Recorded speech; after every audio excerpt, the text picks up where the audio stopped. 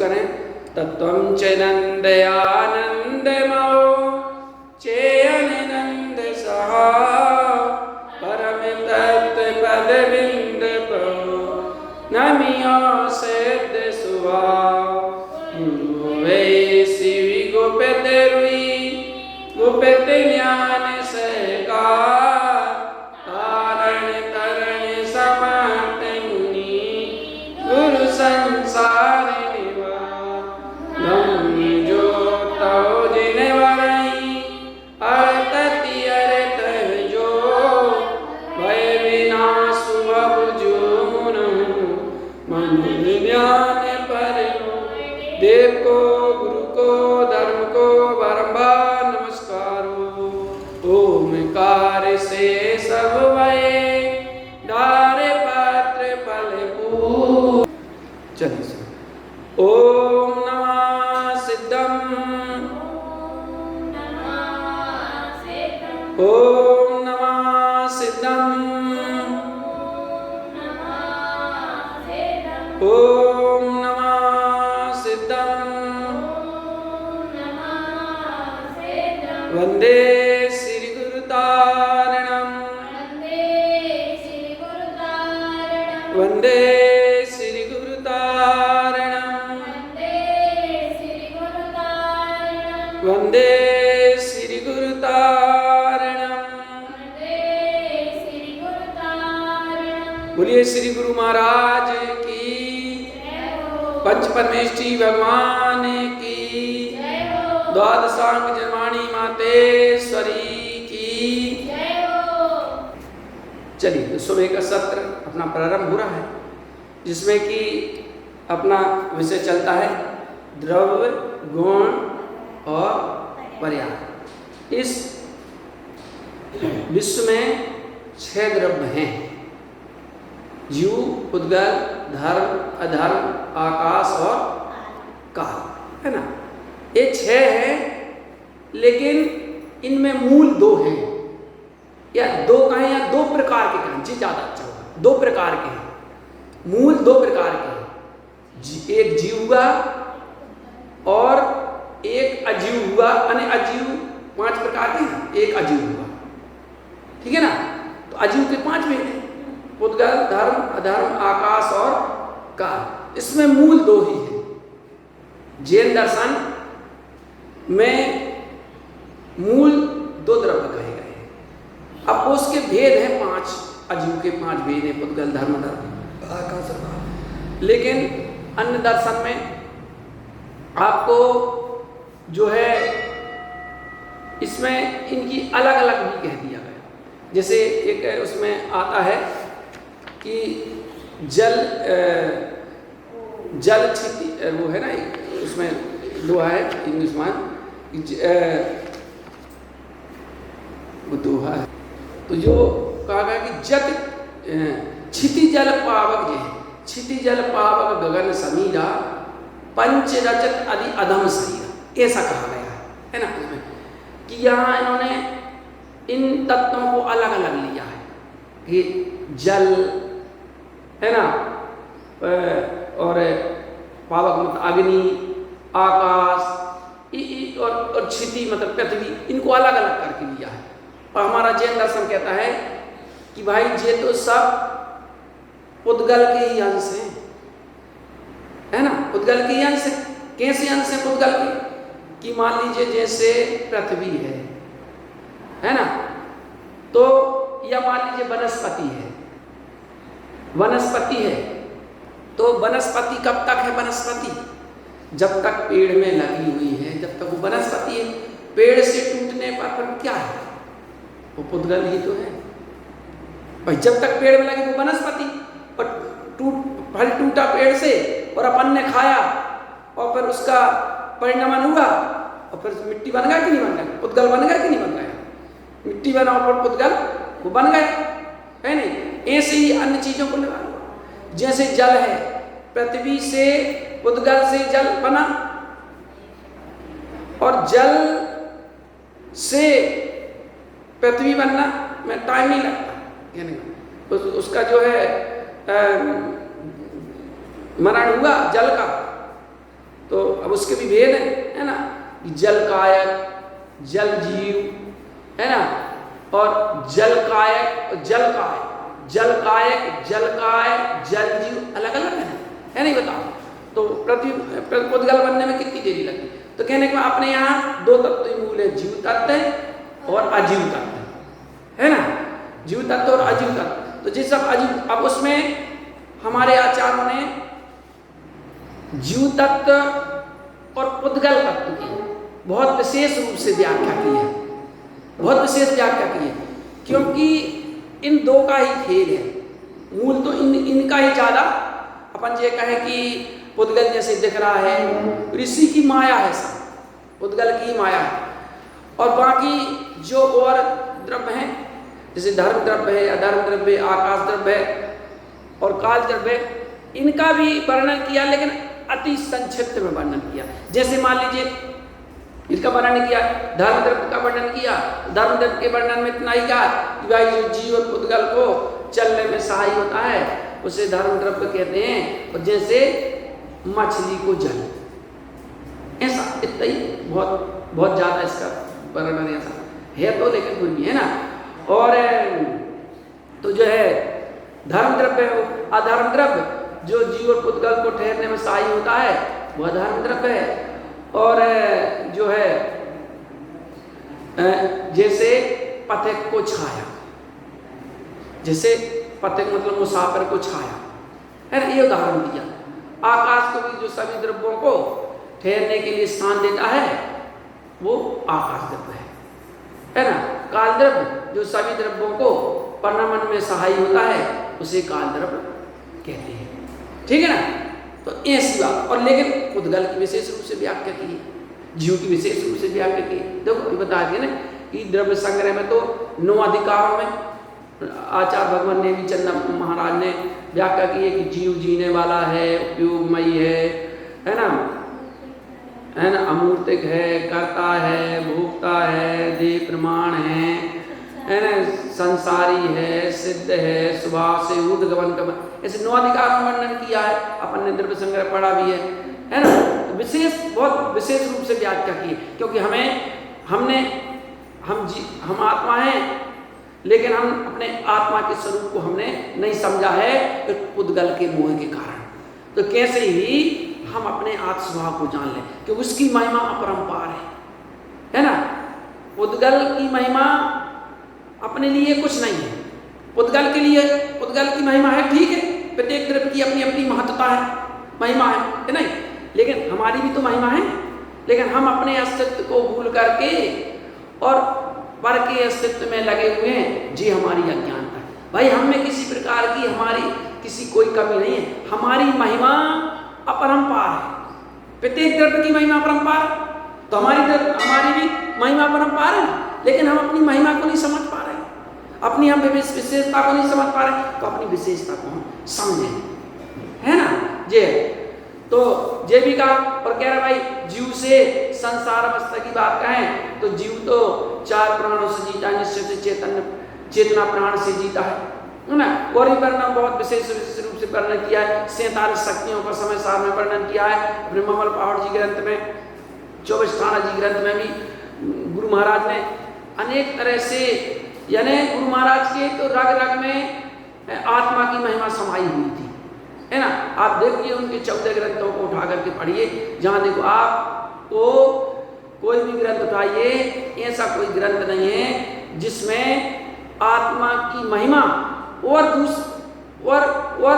भी सिद्धांत की या तत्व की व्याख्या की है, लेकिन उसमें प्रमुखता आत्म तत्व को महाराज ने रखा है कि वही तो प्रमुख है ना, बताइए। तो जीव और पुद्गल की विशेष रूप से आचार्यों ने भी बहुत महिमा कही है, पुद्गल की भी बहुत विशेषता है, जीव की विशेषता कही, पुद्गल की भी देखो कितनी व्याख्या की है भाई। सबसे पहले पुद्गल का स्वरूप बताया, इसमें स्पर्श रस गंध और वर्ण पाया जाता है, उसे क्या कहते हैं, पुद्गल कहते हैं, है ना। ये पूरन गलन स्वभाव वाला है पुद्गल, और इसके 2 वेद हैं, परमाणु और स्कंद। अभी और भी भेद कहे हैं इसके, तो पुद्गल के और भी भेद कहे गए हैं, ठीक है, जैसे सूक्ष्म स्थूल और ऐसे। वो मैं थोड़ा हाँ, तत्पार सूत्र के 5वें अध्याय में है, तत्पार सूत्र के 5वें अध्याय में है ना। तो अभी अपन उसको देख लेंगे, ठीक है ना जी। है तो कहने का मतलब पुद्गल की बहुत विशेष रूप से वर्णन आचार्य भगवंतों ने किया है अपने यहाँ।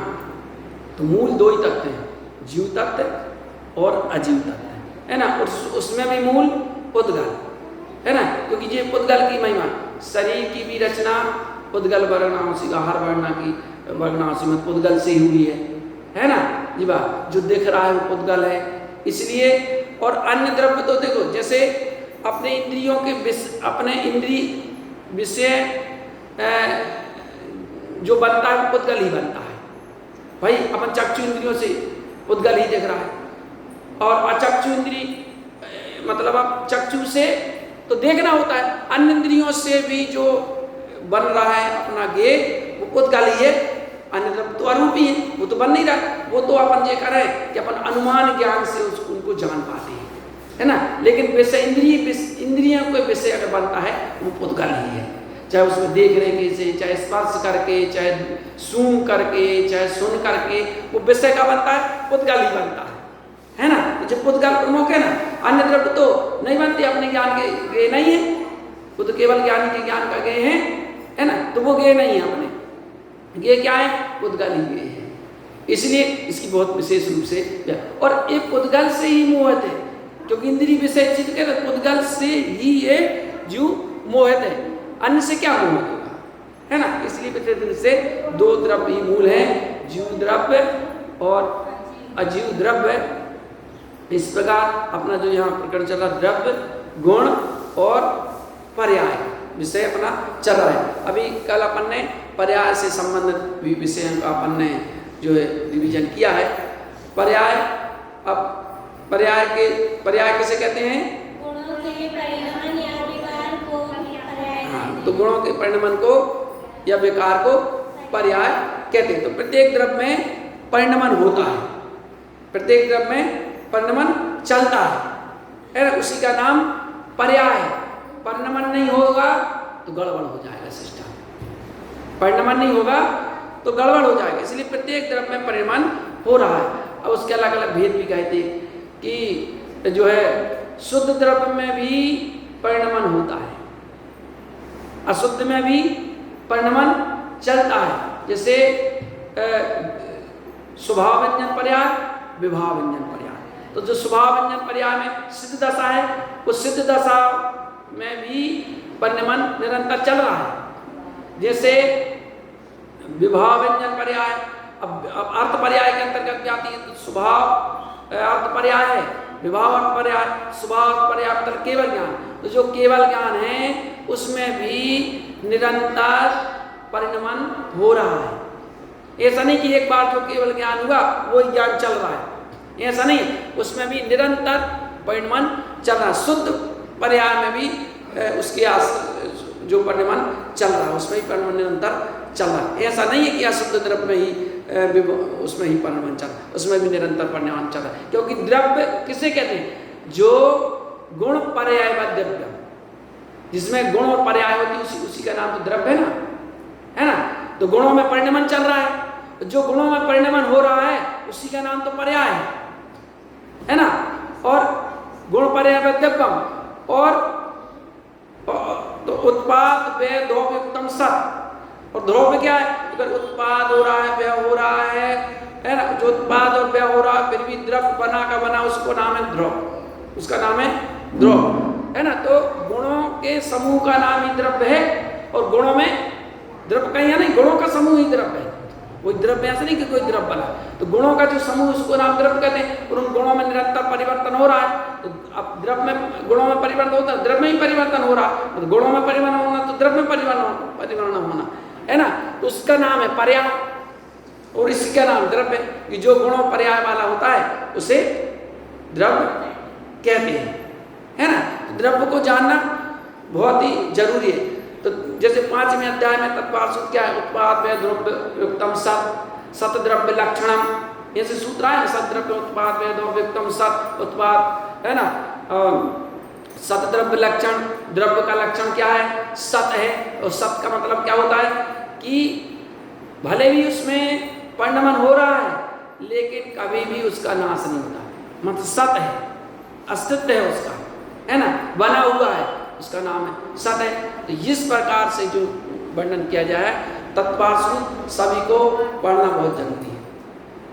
तत्पार्श्विक में ये समझ लो जैन दर्शन की तत्पार्श्विक कुंजी है, उसके माध्यम से हमें सारी चीजें बहुत अच्छी तरह से मालूम होती है। चलिए तो पूरा इस विषय का, क्योंकि अपने आप एग्जाम होना है, अपन रिवीजन करेंगे, ठीक है। चलिए, विश्व किसे कहते हैं?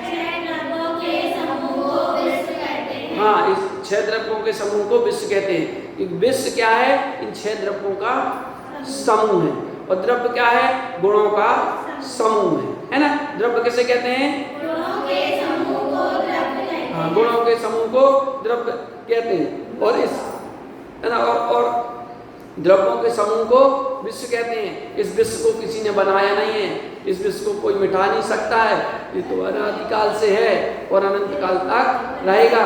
ऐसे ही सभी द्रव्य अनादिकाल से हैं और अनंत काल तक रहेंगे। जीव द्रव्य भी हमारा अनादिकाल से है और अनंत काल तक रहेगा, है ना। जे अब गुण किसे कहते हैं? जो द्रव्य के संपूर्ण भाग और उसे गुण कहते हैं, है ना। गुण के कितने भेद हैं? कौन कौन से? सामान्य गुण और विशेष गुण। हाँ, तो देखो, सामान्य गुण और विशेष गुण के 2 भेद हैं, सामान्य गुण और विशेष गुण। अब उसमें देखो, जो आत्मा के दर्शन, ज्ञान और चारित्र, ये 3 गुण है। कल अपनी बात आई थी, ये 3 गुण है। ये 3 व्यवहार रूपी परिणमित हो जाते हैं, स्वभाव रूपी परिणमित करते हैं। ऐसी पुद्गल भी स्वभाव रूपी परिणमित करता है और व्यवहार रूपी परिणमित करता है।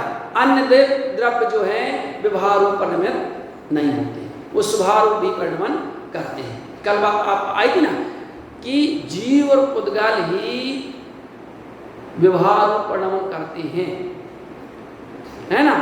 अन्य द्रव्य व्यवहार रूप परिणमित नहीं होते, जैसे धर्म द्रव्य, अधर्म द्रव्य, आकाश द्रव्य और काल द्रव्य, ये स्वभाव परिणमन ही करते हैं, स्वभाव में ही परिणमन करते हैं, व्यवहार रूप परिणमन इनका नहीं होता।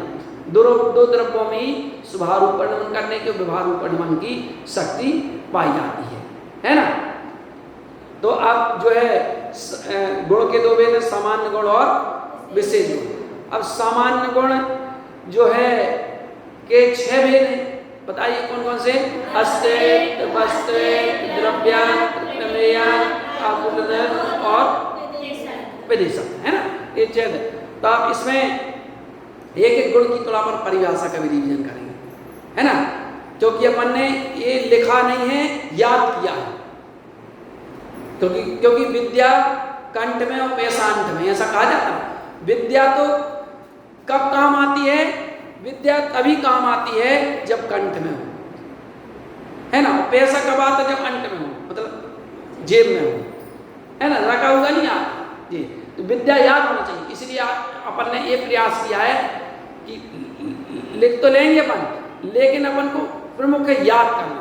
नहीं क्या करते हैं बच्चे कि ठीक है भाग तो ले लिया, पढ़ा लिखा और फिर इसके बाद दिया और फिर भूल गए। और अगर एक बार अपन ने याद कर लिया, है ना, बार बार उसका रिवीजन किया, अब वो होगा तो फिर हमेशा के लिए वो चीज रहेगी। क्योंकि सुनने में अपन चैत्यालय जाते हैं, धार्मिक स्थानों में जाते हैं, तीर्थ स्थानों में जाते हैं, तो कहीं ना कहीं तत्व की बात अपन को सुनने को मिलती है, अपन सौभाग्यशाली है, मिलती है। तो उस बहाने अपना रिवीजन भी हो जाता है। इसलिए अगर कोई अपन चीज जान भी रहे हैं और कहीं अगर मान लो तत्व चर्चा चल रही है तो सुन लेना, क्योंकि इसी बहाना अपना रिवीजन होता जाएगा। और सुनने से क्या होता है? तत्व की और गहराई में अपन प्रवेश करते हैं। अपन को लगता है कि अरे वही क्या बता रहे हैं कि द्रव्य 6 होते हैं, जीव, पुद्गल, धर्म, आकाश, वही बता रहे हैं। अरे बार बार किसी चीज को सुनने से उसकी तह तक अपन पहुंचते हैं।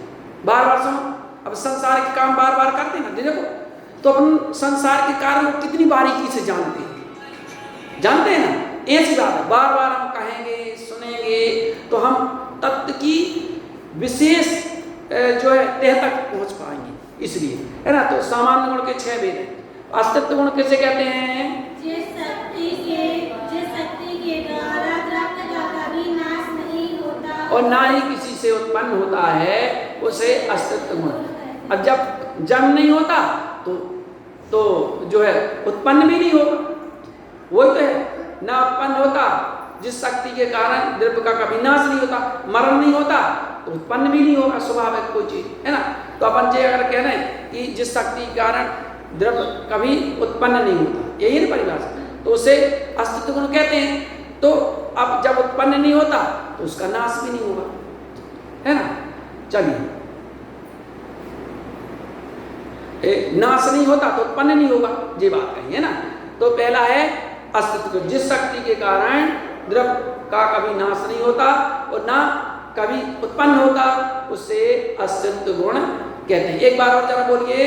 जिस शक्ति के द्वारा द्रव्य का कभी नाश नहीं होता और ना उत्पन्न होता, उसे अस्तित्व गुण कहते हैं। हाँ, ये उसे अस्तित्व गुण कहते हैं। अब अगला है वस्तित्व गुण। वस्तित्व गुण किसे कहते हैं? जिस शक्ति के कारण द्रव्य में अर्थ क्रिया कारित्व, अर्थ क्रिया होती है, उसे वस्तित्व गुण कहते हैं। जैसे घड़ी की अर्थ क्रिया जल धारण करना है ना। जी क्या है, इसमें क्या कह रहे हैं कि जिस शक्ति के कारण द्रव्य में अर्थ क्रिया होती है, अर्थ क्रिया का मतलब होता है प्रयोजन भूत क्रिया होती है। निष्प्रयोजनीय क्रिया कोई भी नहीं हो रही है द्रव्य में, सारी क्रियाएं प्रयोजन भूत क्रियाएं ही हो रही है ना। ये बात है, जिस शक्ति कारण द्रव्य में अर्थ क्रिया होती है, उसे वस्तित्व गुण कहते हैं। तो अर्थ क्रिया का मतलब जैसे जल, घड़े में जल धारण करने कारण करना, ये क्रिया है ना भाई, घड़े में जल धारण करने की शक्ति पाई जाती है, तो ये क्रिया हो रही है इसमें। ऐसी प्रत्येक द्रव्य में कुछ ना कुछ क्रिया हो रही है ना। वो कहते हैं वस्तित्व गुण के कारण वो होती है, जो क्रिया होती है वस्तित्व गुण के कारण होती है ना। अब इसके बाद द्रव्यत्व गुण किसे कहते हैं? जिस शक्ति के कारण द्रव्य सर्वदा एक सा नहीं रहता, जिसकी पर्यायें हमेशा बदलती रहती हैं, उसे द्रव्यत्व गुण कहते हैं। किसे कहते हैं? एक बार, जिस शक्ति सर्वदा एक सा नहीं रहता, जिसकी पर्यायें बदलती रहती हैं, उसे द्रव्यत्व गुण कहते हैं। एक बार और बोलिए। जिस शक्ति सर्वदा एक सा नहीं रहता, जिसकी पर्यायें हमेशा बदलती रहती हैं, उसे द्रव्यत्व गुण, ठीक है ना। ये द्रव्यत्व गुण। प्रमेयत्व गुण किसे कहते हैं? जिस शक्ति के कारण ना किसी के ज्ञान का विषय होता है, उसे प्रमेयत्व गुण कहते हैं, ठीक है ना। जैसे प्रमेय। और एक बार और बोलिए। जिस शक्ति के कारण द्रव्य किसी ना किसी के ज्ञान का विषय होता है, उसे प्रमेयत्व गुण कहते हैं, ठीक है ना। अब अगला अगुलतत्व गुण किसे कहते हैं?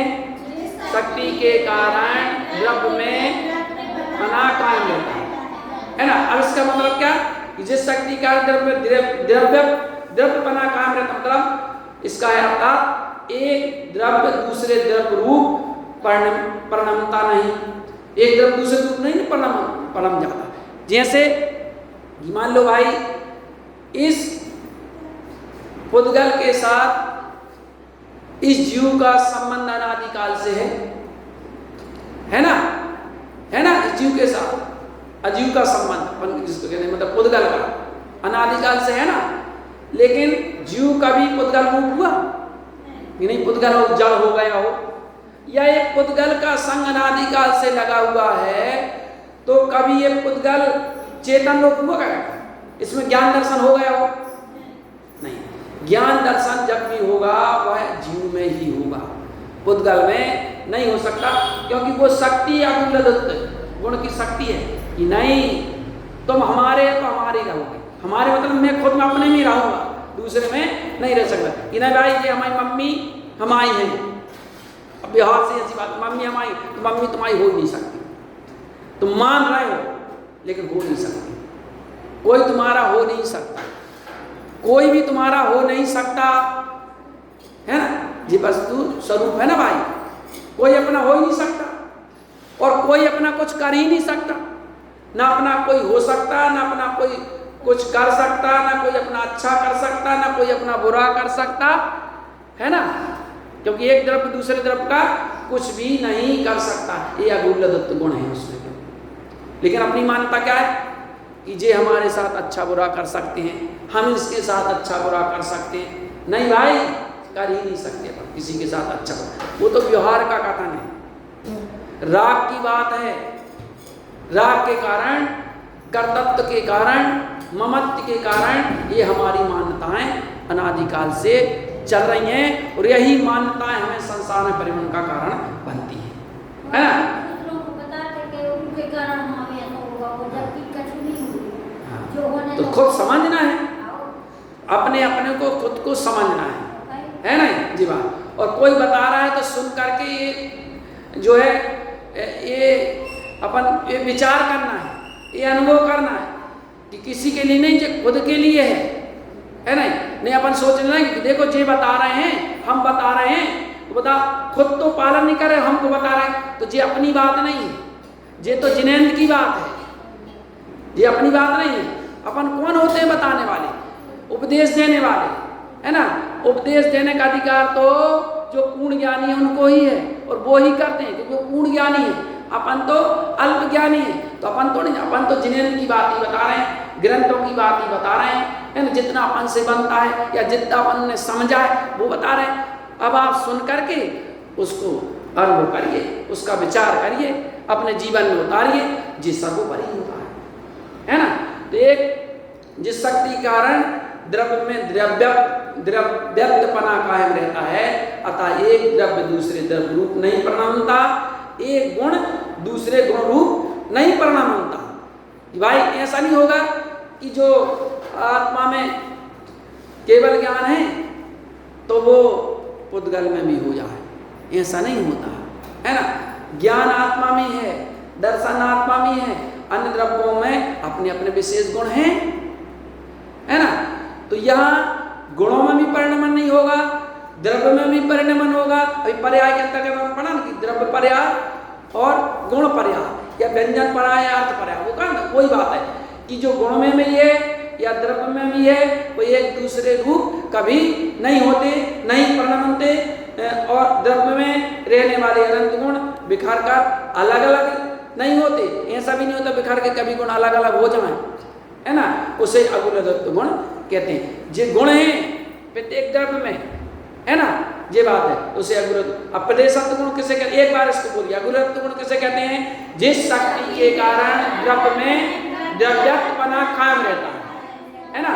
अर्थात एक द्रव्य दूसरे द्रव्य रूप नहीं परिणमता, एक गुण दूसरे नहीं परिणमता, द्रव्य में रहने वाले अनंत गुण बिखर कर अलग अलग नहीं होते, उसे अगुल गुण कहते हैं। वो अगुलदत्त गुण है ना? चलिए, प्रदेशत्व गुण किसे कहते हैं?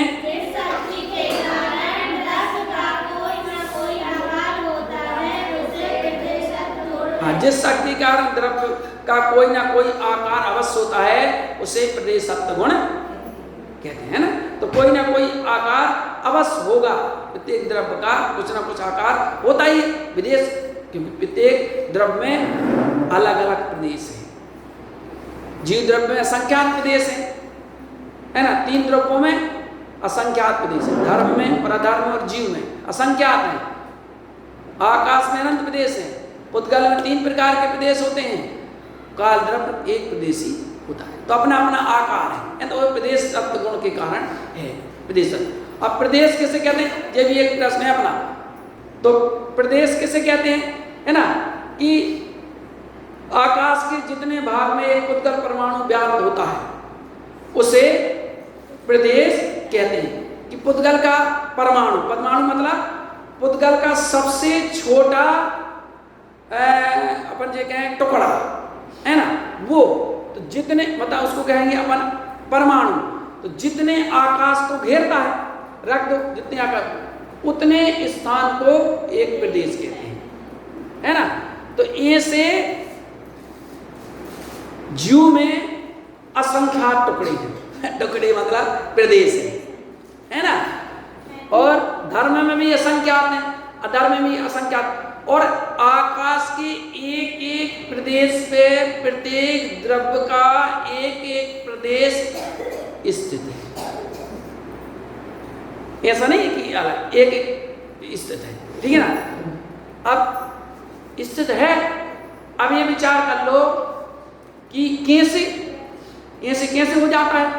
तो ऐसा इसलिए हो जाता है कि जैसे एक जल से भरा हुआ गिलास है, अब उसमें तुम शक्कर डाल दो, राख डाल दो, बन जाते कि नहीं बन जाते बताओ। क्या ऐसे ही वो बन जाते, बोले कैसे बन जाएंगे, ऐसे बन जाते हैं, है ना, ये बात है। अब जैसे काल द्रव्य कितने और कहाँ कहाँ हैं, तो लोकाकाश के जितने प्रदेश हैं उतने ही में काल द्रव्य हैं। एक एक प्रदेश पर एक एक काल द्रव्य का अणु स्थित है ना। तो ये बात है। तो प्रदेश के एक एक आकाश के एक एक प्रदेश पे प्रत्येक द्रव्य का एक एक कालाणु स्थित प्रदेश स्थित है। अभी एक प्रश्न आ जाएगा, है ना, कि भाई लोकाकाश के बराबर कौन सा जीव है, क्योंकि अभी तो काया प्रमाण है ना, संकोच विस्तार होने का व्यवहार से। तो लोकाकाश के बराबर कौन सा जीव है, तो कहना है लोकाकाश के बराबर जब केवली भगवान जैसे मोक्ष जाते हैं ना, तो समुद्र घात अवस्था करते हैं, तो समुद्र घात अवस्था में जो इस आत्मा के प्रदेश हैं, असंख्यात प्रदेश हैं, वो इस एक एक प्रदेश पर स्थित हो जाते हैं, लोकाकाश के बराबर हो जाते हैं। तो वो है ना। तो यही बात है। अब वह कल बात आई थी कि मूल समुद्रघात कैसे कहते हैं, मूल शरीर को छोड़े बिना जीव के प्रदेशों का शरीर से बाहर निकलना इस समुद्रघात अवस्था कहलाती है, ठीक है ना। चलिए, तो अपन ने अभी सामान्य गुण की पूरी चर्चा अपन ने यहाँ कर ली। इसके बाद विशेष गुण भी है ना। विशेष समय कितना हो गया है देखना जरा, घड़ी में देखो, 9:07 है ना, ठीक है। तो अब इसके बाद विशेष गुण, प्रत्येक द्रव्य के अलग अलग विशेष गुण भी हैं। जीव द्रव्य के विशेष गुण बताइए। ज्ञान, दर्शन, आपूर्ति, क्रियावाचक शक्ति। हाँ, ये जीव द्रव्य के विशेष गुण होते हैं, है ना। ज्ञान, दर्शन, सुख, वीर, ये सब जीव के विशेष गुण है। अब उसमें अमूर्तिकता भी ये विशेष गुण के अंतर्गत आती है। और इसके बाद क्रियावाचक शक्ति भी अपन कह सकते हैं, उसको कह सकते क्या है, विशेष गुण के अंतर्गत है। और भी विशेष और भी है ना। तो ये जीव के विशेष गुण हैं। अब अजीव के विशेष गुण बताइए। स्पर्श, रस, गंध, वर्ण, मूर्ति, क्रियावाचक शक्ति। हाँ, तो अब देखिए पुद्गल में स्पर्श, रस, गंध, वर्ण, है ना, और मूर्तिकपना, क्रियावर्तिक शक्ति, ये सब पुद्गल की विशेषता, मतलब ये विशेष गुण होते हैं, है ना। तो पुद्गल के ये विशेष गुण, प्रत्येक द्रव्य के विशेष गुण होते हैं। अब इसके बाद धर्म द्रव्य का विशेष गुण बताइए क्या है। हाँ, गति हेतत्व, है ना। पुद्गल द्रव्य का विशेष गुण है गति हेतत्व, ठीक है ना। अब और भी क्या है विशेष गुण, गति हेतत्व और अमूर्तिक भी है, ये विशेष गुण उसका अमूर्तिक होता है। धर्म द्रव्य ये उसका विशेष गुण होता है। हाँ, अब अधर्म द्रव्य का विशेष गुण बताइए। स्थिति हेतु। और अमूर्तिक वो भी, ये भी विश्व का विशेष गुण हो जाएगा, अमूर्तिक भी है ना। और अचेतनत्व भी कह सकते हैं, वहां द्रव्य अचेतन है, ये भी विशेष गुण है। एक द्रव्य चेतन है, ये भी विशेष गुण है। तो अचेतनत्व, अमूर्तत्व और स्थिति हेतत्व, ये अधर्म द्रव्य का विशेष गुण हुआ। आकाश द्रव्य का विशेष गुण बताइए। अवगाहन हेतत्व, है ना, और अमूर्तिक भी होगा और अचेतनत्व भी होगा, है ना। ये आकाश द्रव्य का, आकाश द्रव्य के कितने भेद हैं, कौन कौन से, लोकाकाश और अलोकाकाश, है ना। और आकाश, इसके बाद कौन सा द्रव्य, काल द्रव्य। काल द्रव्य का बताइए विशेष गुण, परिणमन हेतत्व, है ना, और अचेतनत्व और अमूर्तित्व, है ना, ये विशेष गुण उसके हो जाएंगे। अब इस काल द्रव्य के कितने भेद हैं, कौन कौन से, निश्चय काल और व्यवहार काल, है ना। तो व्यवहार काल किसे कहते हैं, रात, दिन, घड़ी, घंटा, समय आदि, इसको सबको व्यवहार काल कहते हैं। और व्यवहार काल का परिणमन कैसे होता है? ज्योतिषी देव होते हैं, ज्योतिषी देव निरंतर सुमेरु पर्वत के चक्कर लगाते हैं, उससे ही व्यवहार काल का परिणमन चलता है। और निश्चय काल का काल द्रव्य को ही निश्चय काल कहते हैं। तो निश्चय काल का मतलब जो सूक्ष्म परिणमन होता है ना द्रव्य में, उसे निश्चय काल कहते हैं। सूक्ष्म परिणमन मतलब जो परिणमन हमारे ज्ञान का विषय नहीं बनता, वो कहलाता है निश्चय काल, है ना, जिसका वर्तना लक्षण कि प्रति समय जो सूक्ष्म परिणमन चल रहा है उसको कहते हैं निश्चय काल, है ना। इसके दो भेद हैं। आकाश के भी दो भेद हैं। कौन कौन से? लोकाकाश और अलोकाकाश। तो जितने आकाश में 6 द्रव्य पाए जाते हैं उसे कहते हैं लोकाकाश, और इसके बाहर के आकाश को कहते हैं अलोकाकाश, है ना। और जो है तो धर्म द्रव्य, पुद्गल, जीव, पुद्गल, धर्म, अधर्म, आकाश और काल, है ना। और प्रदेशों की अपेक्षा से अगर बात करें तो जीव में कितने प्रदेश हैं? असंख्यात प्रदेश है। धर्म द्रव्य में कितने प्रदेश हैं? असंख्यात। अधर्म द्रव्य में कितने हैं? असंख्यात। आकाश द्रव्य में कितने हैं? अनंत। लोकाकाश में संख्या, है ना, तो अनंत। और पुद्गल द्रव्य में कितने प्रदेश हैं? नहीं, 3 प्रकार के प्रदेश हैं। संख्यात, हाँ, कितने प्रदेश हैं? संख्यात, असंख्यात और अनंत। पुद्गल में 3 प्रकार के प्रदेश पाए जाते हैं, संख्यात, असंख्यात और अनंत, है ना। और काल द्रव्य में कितने प्रदेश हैं? काल द्रव्य 1 प्रदेश है, यद्यपि उसके जो कालाणु है काल द्रव्य के, वह लोक प्रमाण है। मतलब प्रदेश के आकाश के एक प्रदेश पर प्रत्येक कालाणु स्थित है ना। लेकिन काय की भांति वह अस्थि काय नहीं है, कायवान नहीं। अस्थि तो है, कायवान नहीं है ना। इसलिए बहुप्रदेशी द्रव्यों में अपन कहते हैं कि भाई अस्थिकाय कितने हैं? बता, अस्थिकाय कितने हैं? 5 अस्थिकाय हैं। तो 5 अस्थिकाय कौन कौन से हैं?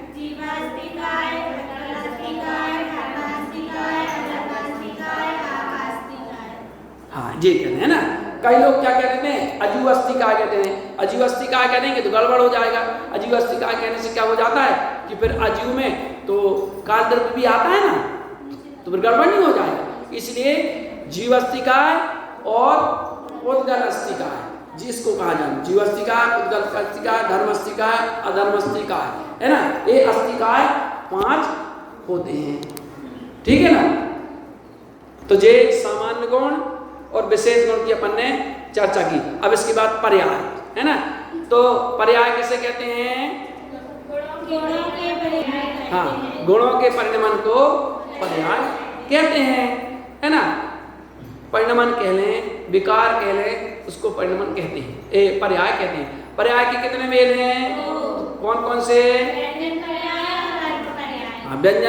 अर्थ पर्याय, या इसको अपन इसको ऐसा भी कह सकते हैं, व्यंजन पर्याय मतलब धर्म पर्याय और अर्थ पर्याय मतलब गुण पर्याय, ये भी कहते हैं, है ना।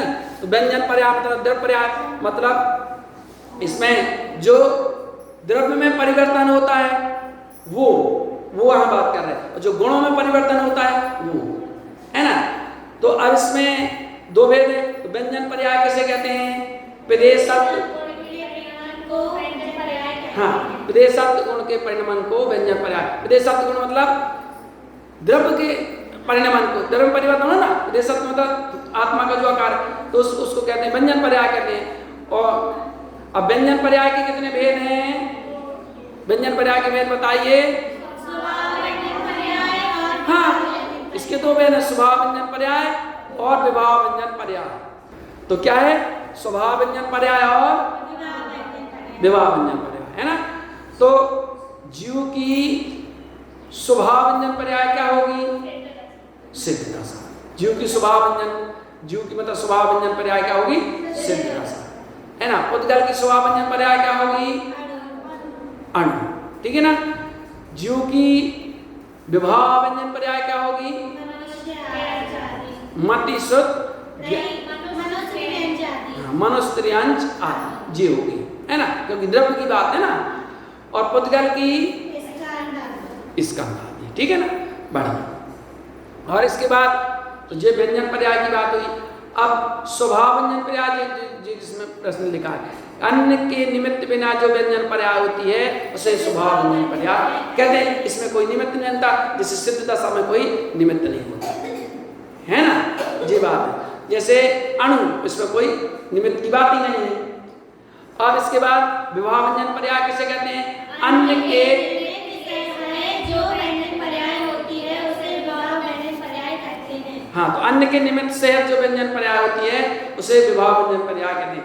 जैसे जीव की नर नारक आदि पर्याय, है ना, तो अन्य के निमित्त सेहत होती है जी, कि भाई जीव और पुद्गल मिला और वो एक पर्याय निर्मित हुई, है ना। इसलिए समान जाति विवाह पर्याय भी होती है और असमान जाति विवाह पर्याय भी होती है। समान जाति विवाह पर्याय का मतलब होता है जब दो या दो से अधिक मिलकर के स्कंद बन जाता है ना, जिस समान जाति जो है पर्याय के, जैसे जो माइक है, जो माइक जो है समान जाति पर्याय है, बहुत सारे पुद्गलों से बन करके ये माइक बना, समान जाति पर्याय हुई ना जी, विवाह पर्याय हुई।